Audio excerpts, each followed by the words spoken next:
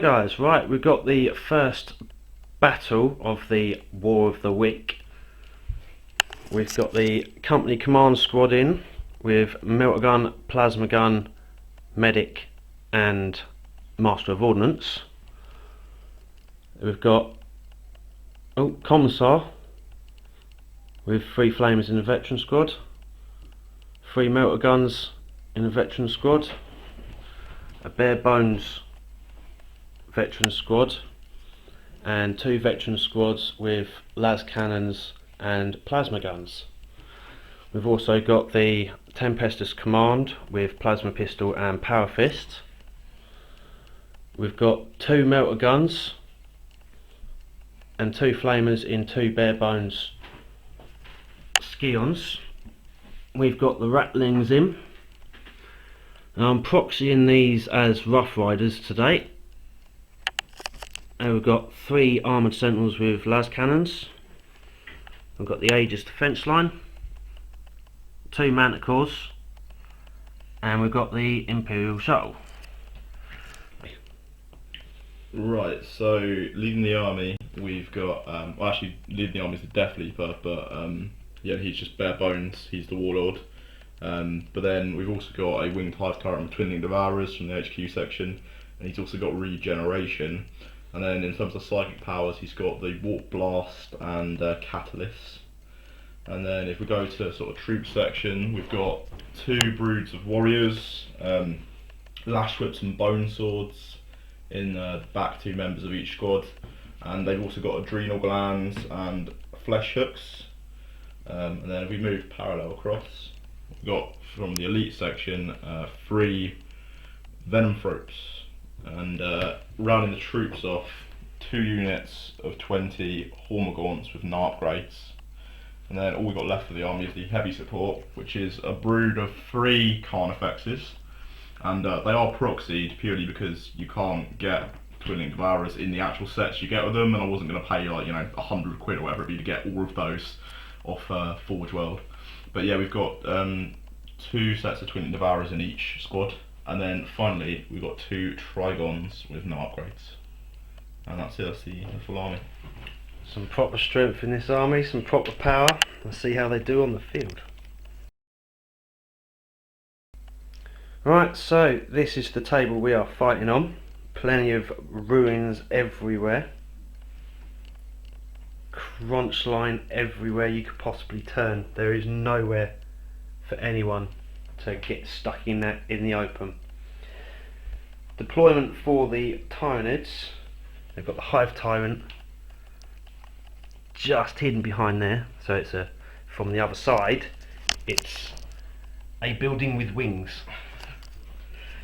He's put the Hormagaunts right the way across the front, proper old meat shield, and the bulk of the force grinding their way up behind them. They've got their Death Leaper coming in from Deep Strike. It's after the primary Psyker, so his leadership's now reduced to 7. Death Leaper must be hiding in that bush. Rustled behind the Emperor, scared him. And then what else you got? 2 Trigons. 2 Trigons are going to be deep striking on as well. Imperial Guard, I've stuffed the rattlings up there with a nice old field of view over the entire force, well, main bulk of the force. We've got squad of veterans down here with plenty of view with the las cannon, surrounded by the building, plenty of view. And we've got the company command squad, the 2 manticores, the sentinels, rough riders, and 2 veteran squads. The Lord Commissar is tucked in that one, and the regular Commissar is in that one. Got the Vendetta flying on from reserve, and we've got the 3 Tempestus platoon deep striking. We're doing Vanguard Strike, as you can tell, and the battle is Crusade. Right, end of Tyranid turn 1. The massed horde has shoved itself right up in front of our faces. they are pushing in as a proper swarm. These guys, they tried to run, they only managed to roll a 1. Then the fleet, they tried to roll again, a 1 again. The rest of them, they are shoving right at the table. The Hive Tyrant flew up, did its psychic powers and took out one of the Rough Riders, and then it did its shooting attack and wiped out all of them bar the Sergeant. The Sergeant bust morale on a double 6 and fled off the table screaming. Right, so on to Imperial Guard turn 1. Right, end of Imperial Order 66, turn 1. Right, we have run them up. They only run 1 inch. Manticores, they both fired down on the venom throats and annihilated them with a wound coming from the rattlings as well. Bulk of all this guard line fired through and just whittled them back a little bit. Not too much, didn't bring down too many casualties. The night fighting is definitely helping the Tyranids out, but they have lost some key units in the back. The las cannons on the Sentinels tried to take pop shots at the Hive Tyrant and missed every single shot. Right, end of Tyranid turn.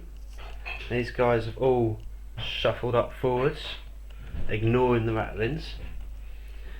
These 2 Tyrants, they have burst through the earth and shot up at this squad, but they survived.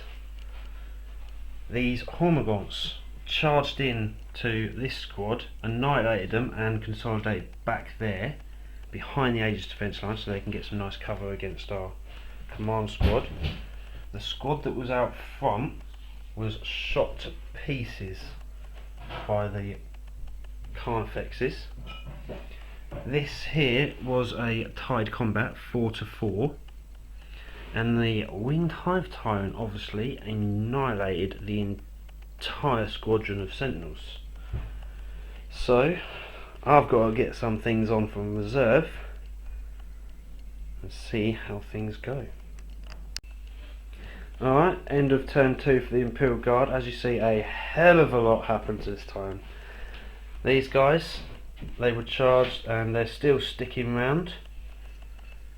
These guys have deep struck and they took out a couple of Hormagaunts. They've deep struck back there and annihilated that last warrior. These 2 squads charged in. The squad itself got annihilated, but the Primus Psyker caused a wound on the Trigon and is sticking around. These guys charged in and used all their flames and everything and no wounds, but charging in, they're keeping around as it is at the moment. The Vendetta shot through and caused a couple of wounds on the Hive Tyrant. Manticores took out a couple of plucky little wounds here and there. I think the best shot was from that Manticore, aimed down here, and the blast was about a centimetre away from hitting our own guys and just took out the last 2 warriors there. So, on to the next phase. Right, okay, end of Tyranid turn. The warrior tried to charge in here and got just wall of death glory everywhere and just killed him completely. These guys, they're still stuck in combat. If you remember this veteran, if I can get a good focus in from the narrative campaign, he was the last remaining figure on the table and he's sticking around in this combat.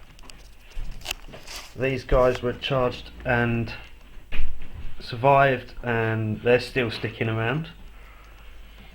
This squad was annihilated and gobbled up, and he consolidated an inch but not really anywhere to go. The Primus Psyker was munched on and he's consolidated around here behind the last remaining Manticore because Warp Plants from the Hive Tyrant annihilated it completely, just a complete wreck. And same with the Vendetta, crashed down and squashed 5 of the guys from that squad there. This squad, they were completely annihilated by the Carnifexes. So, move on to Imperial Guard turn. Okay guys, we've reached the end of the game. The Hive Tyrant devoured the rest of the Ratlings. Pretty much everything this half of the table has been completely annihilated. These guys got rage and they smashed through and eaten everything there. The Morlock smashed through the wall and gobbled up Vader. He'll come back with another robot part soon.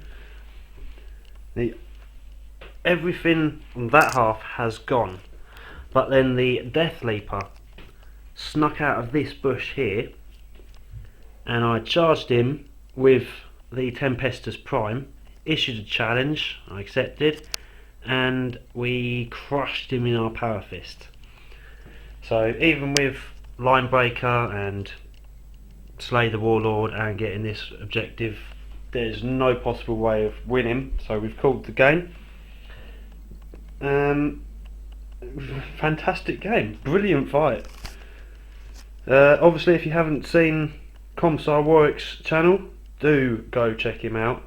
It's a brilliant channel. Give him a subscribe, like. Alright, take it easy guys. Good gaming.